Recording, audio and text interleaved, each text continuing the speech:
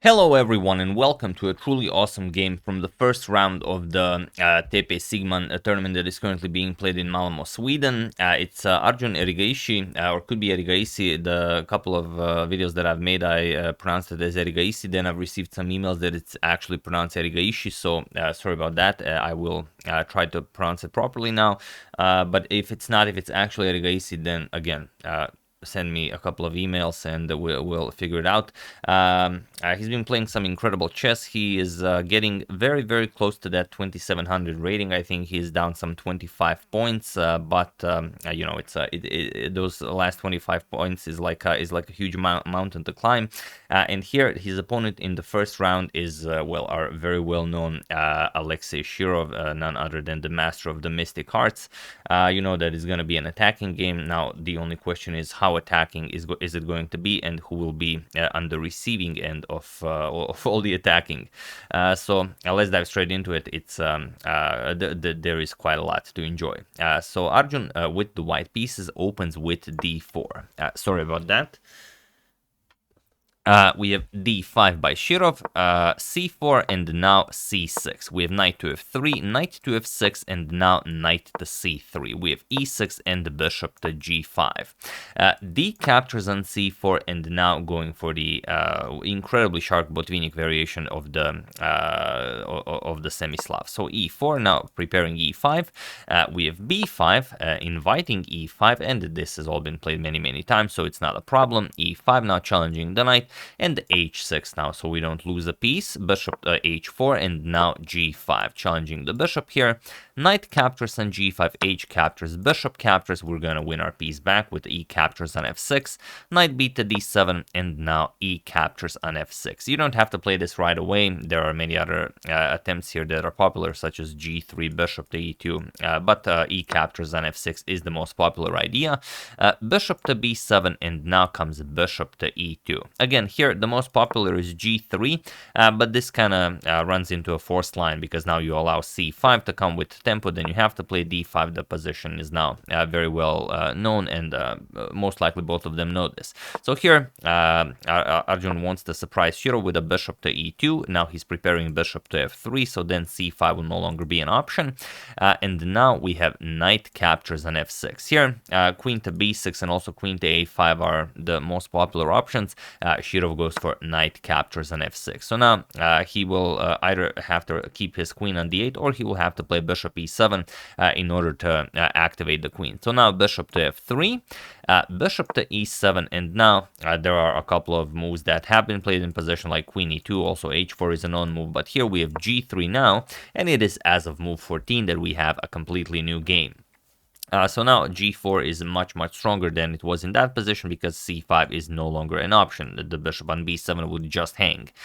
So here we have queen to b6, and this is now the first truly Shirov move, because if you play knight to d5, which is pretty much what everyone would play, it's pretty much we trade everything down and we call it a day. But okay, maybe not really. For example, bishop captures, queen captures, the knight is a monster on d5 now. Let's say white castles king side, we're gonna castle queen side, and it still could be a very aggressive game. Castles on opposite sides of the board, where black gets to exploit the semi-open h file, but white also gets to play a4, so it's gonna be a race. But this is definitely something that black should play. However, Shirov doesn't even want to waste time on knight to d5. He starts with queen to b6. He wants to castle and go after that d4 pawn, thinking that it will probably cost Arjun a tempo to defend this d4 pawn. But here we have castles, and now queen to e2, just getting the queen out of the way, sacrificing the d4 pawn.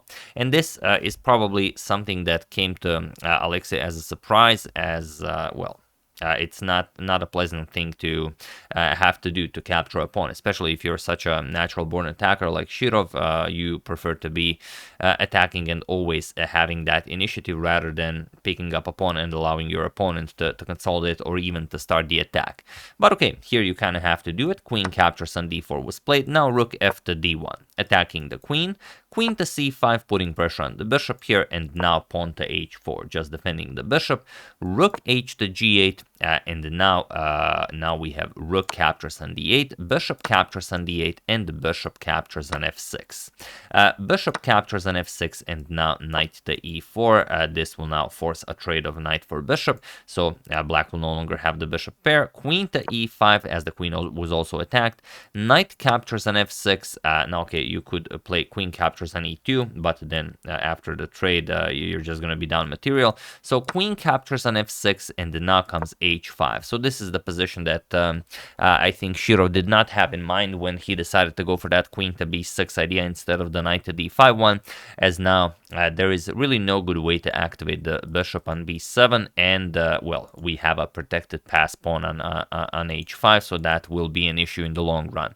So here, rook to d8. Here, Shirov again has to create some active chances. He wants to play c3 and try to win that d2 square for the rook, or if c3, b captures, queen captures, then the queen will also be controlling the d2 square, so the rook can go to this very active d2 square. But Arjun says not a problem, I'm just going to play a4, c3, and now a captures on b5. And here, Shirov makes a slight inaccuracy. He plays c captures on b2, but much stronger was rook to d2.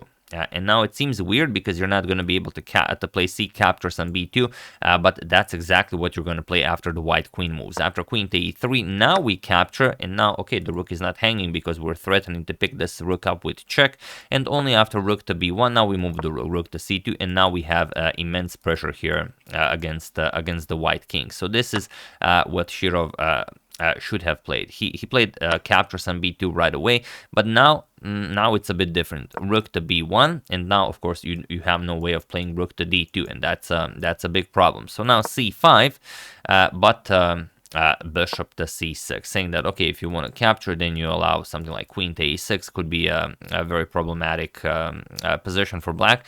And here Shirov says, all right, now I'm going to play a5. And now if you capture en passant, then nothing is defending your bishop here. However, best for black was again c4, and it's again a very tricky idea. Point is, you are inviting queen captures on c4 just to get this rook to d2, and then you have no more worries in the world because black has too much pressure in order for white to try and do anything. And even if bishop captures, king captures, queen c6 check, after king to b8, there's really nothing for white to do here. You're gonna have to settle for a draw, queen e8 check, queen c6 check, queen e8 check. So c4 was kind of what you had to do, but Shirov always goes for that most exciting idea that leaves the chances on the board. So he plays a5. Now he wants to play a4, a3, a2. Now comes rook captures on b2, a4. We have rook to d2, now offering a rook trade, and now a3. But it is not enough. Here, okay, you could go for rook captures on d8, queen captures on d8, and h6. It's definitely the way to go. But here we have rook to a2. Arjun gives a little bit of a chance to Shirov to bounce back. So queen to c3, now defending the pawn, and now comes h6. We have rook to h8, preparing to pick up this pawn.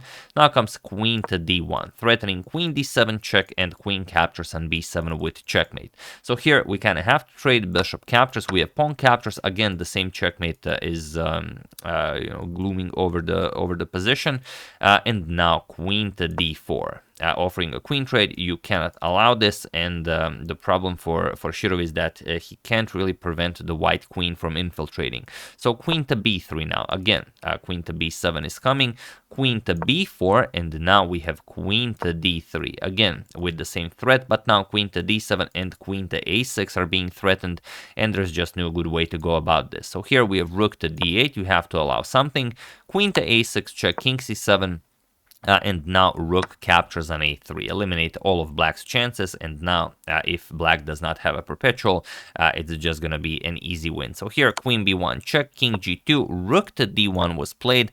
Seems like white king should also be in trouble now, but queen to a7 check, and now you see the problem. If you capture the pawn, which was played in the game. I'm gonna tell you what happens here, or rather, if you no, the pawn was captured. But if you play king to d6, trying to avoid capturing, because you could maybe hide behind the pawn. Sometimes this is possible. Then there's queen d7 check, king e5, rook to e3 check, king to f6, and now rook f3 check. Now this is hanging, so you kind of have to go back, and then after queen captures on f7, there's just nothing for black to do here. Once you try a few checks, king h3, rook h1 check, king g4, the king is perfectly safe here. And even after queen e4, you don't even have to block. You can play king g5, and black has no more useful moves. You're just going to play c7, c8, and that's just it. So very, very interesting stuff. So Shirov had to capture on c6. That's the only attempt left. But now queen to a8 check. And this is a crucial check to give before advancing the pawn to h7, because it guards the h1 square, and that's very important here. So king to d6, we have h7, and it was in this position on move 41 that Alexei Shirov resigned the game, as there is nothing more to be done here. The thing is, okay, it seems like you can capture the pawn, but if you capture the pawn, then of course queen to d8 check, and the rook on d1 just falls, or maybe you don't even have to capture the rook. You can just deliver checkmate. So that's not gonna work. And if you don't capture the pawn, if you play rook to g1 check, now just king h2, and there is no rook to h1. That's why the queen on a8 is so important to guard the h1 square. And you of course would resign here if you didn't already resign after playing after Arjun played h7 on move 41. If you had this position in a bar, maybe against someone who already had a few beers, maybe, then you might try something like rook h1, queen captures on h7 check now, and then after the queen trade, now you try to rush your pawn down the board because it's a passed pawn, and he might have to give up the rook. But that's pretty much the only situation where you try to even play this. If it's a gentleman's game, no beers involved, then of course after h7 you resign, like Shirov did here. So yeah, that's the game. Hope you guys enjoyed it. It's the first round of this wonderful tournament being played in Sweden, so hopefully more great games will be played. But as Arjun and Shirov are playing, I have no doubt that we will be seeing more great games. And also, a lot of you have been saying that the volume on my videos is low for the I don't know, for the past few videos, so I've increased it a little bit. If it helps, or if you've even noticed, you could also mention that, just so I see that there's a difference. So yeah, once again, really hope you guys enjoyed it. Very nicely played by Arjun as usual, getting very, very close to that 2700 mark, which will be huge. I would like to wish a very happy birthday to Ben Zona, and I would like to thank Paul Hindemund, Michael Calbera, Asher Fine, and Joshua Hadley for your contribution to my channel. Thank you a lot. I really appreciate it. As usual, you can check 2 of my previous videos here. Thank you for watching, and I will see you soon, continuing to check up on your wonderful suggestions, such as this one, and whatever else happens in the chess world. So thank you all. I will see you soon, and have an excellent rest of your day.